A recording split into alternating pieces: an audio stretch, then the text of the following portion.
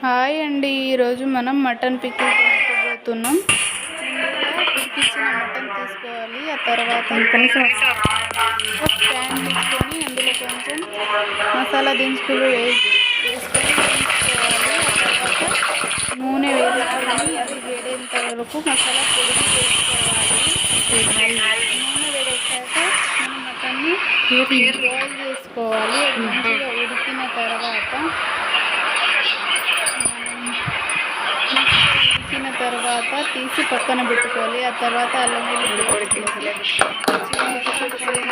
వేయించుకోవాలి. అది వేగాక కరివేపాకు వేసుకోవాలి. తర్వాత కొంచెమంతా వెల్లుల్లి రెక్కలు తీసుకోవాలి. ఆ తర్వాత మసాలా పొడులను వేసుకోవాలి. ఆ తర్వాత కారం పొడి వేసుకోవాలి.